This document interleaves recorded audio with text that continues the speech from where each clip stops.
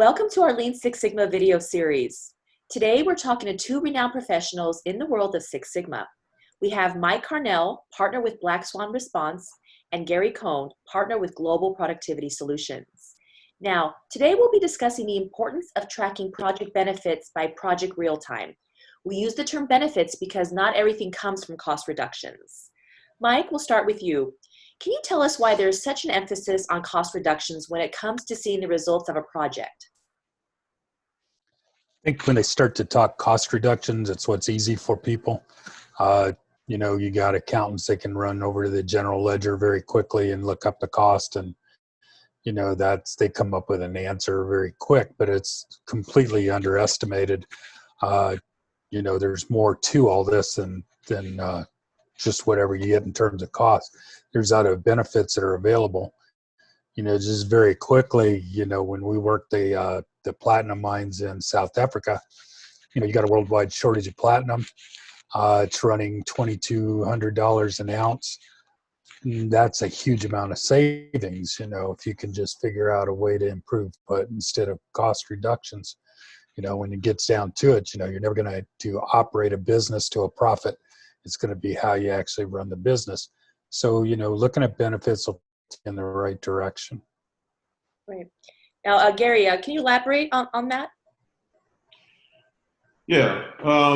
One of the reasons why they look for cost reduction is because it's traditionally what they've done. If they need money, they go try to cut heads or, do something like that. So it's in tune with what they think what they're going to see from us. But, there has to be, Mike and I cost money, and we go in with a promise that we're going to pay for ourselves and then some multiple of that. Our history is somewhere between 10 and 100x what our cost is, but what I promise anyway is 3 times whatever my cost is, because you never know exactly what you're getting into, but you're working with what they know traditionally, where you're working with what they know how to measure, and they don't understand. And I'll just give you an example. I started to talk about it earlier in the other topic, but Compact Computer is a great example. I worked with them in 1991, 92, and 93.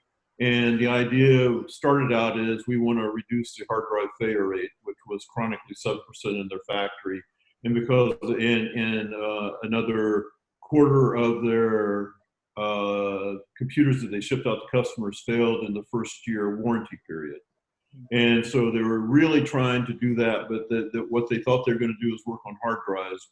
What we worked on is their methods and how they thought about tests. And it turns out, just long story short, they're wearing out the hard drives testing them because they're so afraid of sending out a bad hard drive.